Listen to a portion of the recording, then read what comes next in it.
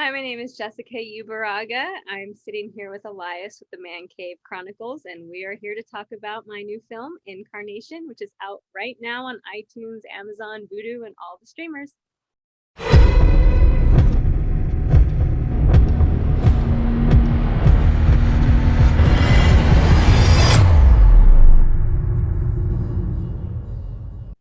Jessica, welcome to the cave. Thank you for having me. We get this interview going. The listeners, the viewers can see you on your latest film, Incarnation. That had to be a little exciting time for you filming this the last few months. Oh, it was amazing. Yeah, we actually filmed like back in late 2020, so middle of the pandemic. So yeah, we know it's a horror movie and it just got released. Now we'll jump into that in a few minutes. But before that, I want to know, how did you decide you wanted to get into the acting world? I mean, so I'm from Idaho Okay. originally, and I'd always wanted to get into it, and I always dreamed that that would be incredible. But when you're from Idaho, it just doesn't seem possible. It seems so far away. And I actually fell into modeling by Okay. total happenstance, and then it kind of snowballed, and I started traveling a lot. Mm. And through that, I ended up getting these little bits here and there, and it started to grow naturally. And then I got cast in this film that shot in Santa Barbara. And the director looks at me and he goes, it was a teaser for a big film. And he goes, "You're really good." He's like, you can actually, I think you could actually really do this, but you have to make the leap of faith and move to Los Mm. Angeles. So I am one of those people. I packed up what I could fit in my car. I told my family I'm moving to LA to act, and I drove to Los Angeles knowing basically kind of one person. Wow. And I'll never forget the look in my family's faces and literally my rearview mirror of just pure like confusion almost. Like, is this real? Is she really doing this? And then here I was. I ended up in LA about 10 years ago. Wow. They didn't try to stop you or anything, like give you like think about it before you do the big Yeah, jump. of course. They were concerned. They're like, it's a big city, it's dangerous. I lived in Idaho, obviously, and then I lived in Spain as well. So, Okay. I had gone away from home already, but in their minds, LA is this huge concrete city full of crime, I think. And Right. I was like, I'll be fine. So when you hit LA, what was like one of the first things? Did you like start like jumping to acting lessons just to keep going with it? Yeah, I started getting into class. I got on all the like little actors access websites and self-submitting and taking Okay. any meeting I could. And man, I got to tell you, like moving to Spain, I had no culture shock, which was interesting. Moving to Los Angeles, I had way worse culture shock. And the first like year was really hard. And Mm. not knowing someone in a big city like this and an industry like this, it was tough. But I survived. I look back and I'm like, how did I even make rent? Like it was a lot of sweat and tears and work, serving tables and, the whole thing. Yeah. Did you give yourself like a time limit also? Like, okay, like if things don't happen in 2 years, 3 years, I'm going back to Idaho or gonna try something else. No, I love it so much. I don't look at it that way. And I think, Mm. at any age, that's what I want like people to know. At any age, I think you can make your dreams come true. And at any age you can get into acting because Yeah. characters are all ages, you know what I mean? Mm. There's no limit on that. But it's tough. I actually had graduated with honors in economics. And Okay. so my family thought I was going to, maybe go get my MBA and then go into, who knows what. And yeah, no. In the acting world, is there somebody that you look up to, like influence, where you try to like not model yourself after, but like study them more, so you can make your craft better? Yeah, I mean, there's a lot of amazing actors and actresses. Like when I was researching this film, for example, one of the films I looked at was Quiet Place, and I looked at Okay. Emily Yeah. Blunt and her performance in that. I mean, I mean, that movie's incredible because not only is it like not a lot of dialogue, as we know, right? It's basically quiet, but her performance is so powerful just with her emotions. Mm. And of course, I love Meryl Streep, and I'm a big fan of Jessica Chastain. I feel like I love so many people. So, Sorry. So yeah, yeah. let's jump into the new film Incarnation. You said you filmed this. That was it during the pandemic or before the pandemic? during the pandemic, like Wow. straight up in the middle of it. I filmed 4 projects in the pandemic, two Wow. of which were TV shows that I actually filmed very early on by myself. I played like a Zoom teacher in Okay. one, and then I did Catwoman in Quarantine for Heroes with Issues. It's a show about superheroes seeing their therapist, so that worked with a Zoom therapy session, right? So that was Mm. really fun. And then I filmed Take Back, which is an action film. We were the second production to go actually in the state when the governor said, okay, people can start filming again. And then I filmed Incarnation. So I had a little bit of experience filming with COVID by the time I got to Incarnation, but yeah, it adds a whole nother level of anxiety and stress to filming.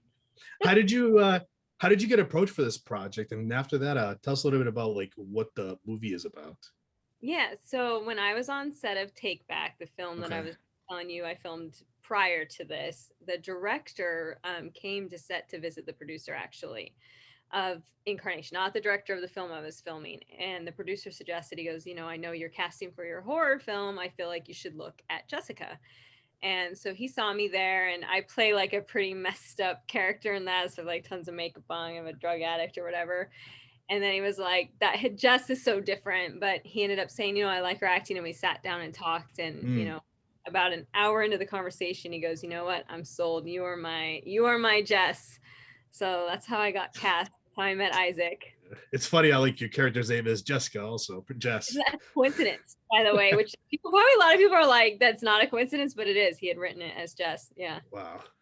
So yeah, I mean, it's a horror film. Like, how were you a fan of this genre? For horror. Yeah, I was. I've always wanted to film a horror, and it's Okay. interesting that when you put something out, I really do believe in that. I always said I Yeah. want to star in a horror film, and it's funny how it found me. But yeah, I always had wanted to, and so when I heard wind of it, Mm. obviously I asked if I could read the script, and I happened to be staying at a hotel in Palm Springs, so that's where we were filming, and I went out to the pool at night and I was by myself because this was, again, it's COVID, so like no one's Yeah. around. So I was reading the script and I got so scared I had to go inside. I was like, oh, I love this. So fun, because filming horror, although it's scary on screen, Mm. it's really fun to film a horror. It's like there's a lot of funny moments as well, and the stuff behind the scene and the scares, the jump scares, and the demon. Right. Yeah, it's so much fun to film it. Now on set, did you even like get scared of some of the things that were happening around you? Did it kind of freak you out a little bit for certain things that are happening? I mean, what scared me is that I was going home alone, because the Okay. filming in COVID is, it's very isolating because you couldn't see anybody, because what if you test positive and then everything Yeah. goes up? So that's what I was like, oh man, don't think about it. Don't Mm. think about like demonic presences or sound, Right. stuff like that. But I think the main thing about filming a horror is the like gravity of the situations. It's a lot of emotions, especially for the female characters. A lot of it, a lot of crying, a lot of Mm. screaming, and so it's emotionally exhausting, but it's like such a fun challenge to like bring that emotion. How would you describe Jess? And now, like, and after you read the script and you were like, okay, I can play this character. How would you describe her, and like how did you prepare to play this character? Well, she's ambitious, right? But Okay. her ambitions are a little bit different than my ambitions. My ambitions are in the film industry. Jess really wants to have a family, but it Mm. translates somebody really wanting something, right? And not only Yeah. that, she's very much like a girl next door, very kind of sweet, innocent. And I'm not sweet, innocent, but I kind of am, with my Idaho roots. I very much am a girl next door. So I felt like there was so many similarities in myself into her. So Mm. preparing for her, I mean, I really just, Isaac and I sat down and like flushed like all the scenes, and he was very open to me with suggestions, and like I wanted to add any layers to her. And then I also got like a list of horror films to watch. And of Okay. course, one was Quiet Place and Emily Blunt, and just watch these amazing actresses and their performances. And that's kind of how I prepared, because a lot of it had to be through FaceTime or Mm. through, on your own. You couldn't really go and rehearse and stuff like that because it was too risky. You said you filmed this in LA also? Mm-hmm. We Yeah. did. How long were you on set to film this movie? We were on set, I want to say a total of it was a couple weeks, but it was Okay. because we had to, Taye was filming All American at the same time. Yeah. So we were just kind of like in between his schedule.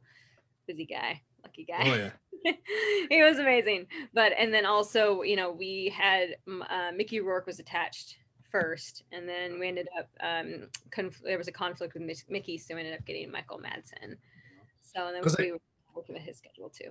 Yeah, because I noticed in the movie that I when I watched it, the film takes place in a big house. So I figured like the area wasn't even that big so you guys were able to finish this pretty quickly to the Right. It movie. was nice to be in one location. It was very Yeah. COVID friendly with a small cast in the one location. That's part of the reason I think they wanted to shoot it during the pandemic.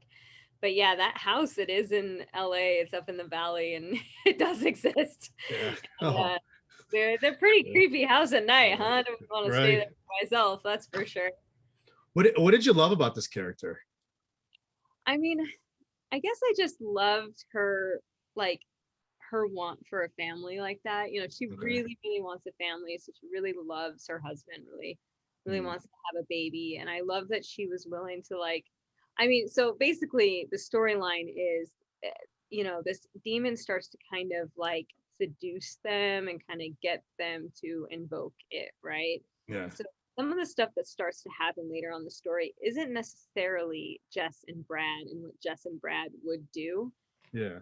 Demon knows your innermost desires, and that's how it pulls you into the greed and into all this stuff, right? So the demon kind of like, Jess is a non-believer, Brad's already been like convinced, and she holds those coins in her hand and she gets the flash of the baby, right? So Mm, at that moment Jess decides, I'm willing to do whatever it takes, but is it actually Jess? You know what I mean? Like yeah. a demonic presence kind of compelling you would make you do a lot of different things than you would normally do. Yeah. But I love her just drive and her desire for a family. And you mentioned Ty Diggs. He plays your husband in the movie. How do you describe that chemistry between you two? Oh man, Tay is incredible to work with. He is super, super down to earth. He's very much like, what do you need, right? He's almost like Mm, selfless in helping, being there with you. Like, let me know, do you want this? Do you want that? Super prepared, like super prompt, super funny, like fun to be around. And so it was yeah. just such a nice, I had met him like one time a long time ago, very briefly, because I actually brought Tay the project Okay. randomly.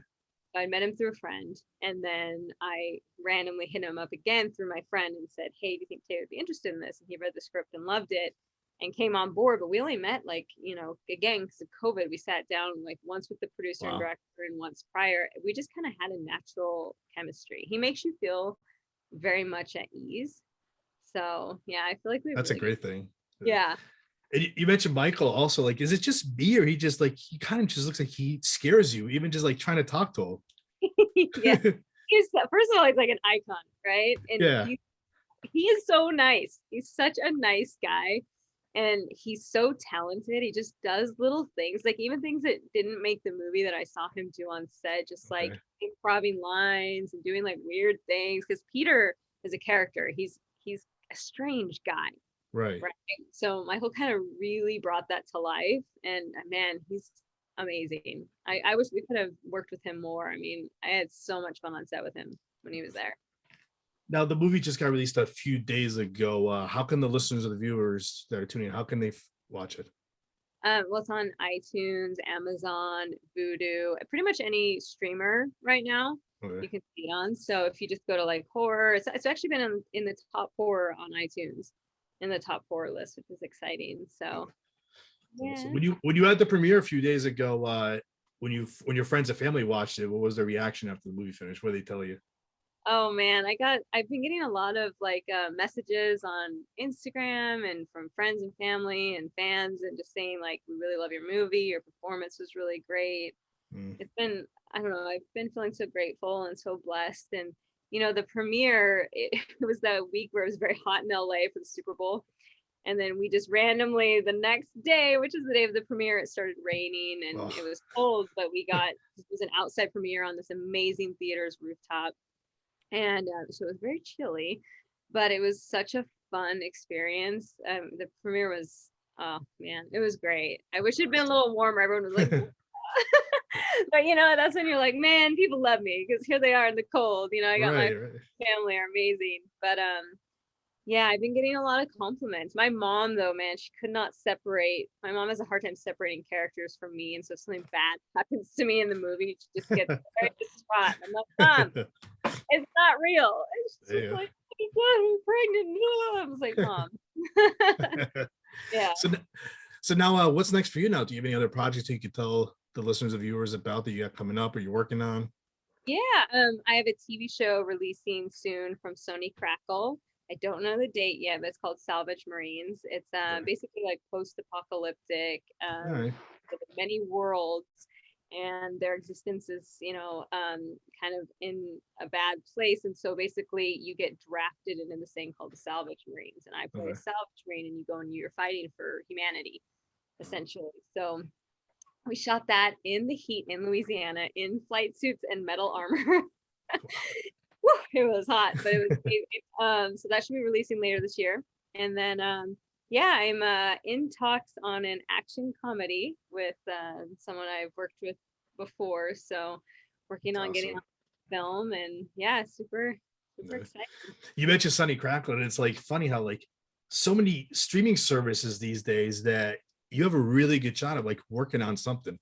Right, I know. We're so lucky right now. I feel like there are so many opportunities out there, you know. Right. But I'm also a firm believer in like creating your own destiny. And that's something I've learned a lot in this industry is just I think if you can write a script or you can help, bring something to a project or whatever it is you can do to Yeah. kind of make yourself valuable, in any way, I think it helps a lot. So, That's but awesome. yeah, there is a lot of opportunity. Oh yeah, definitely.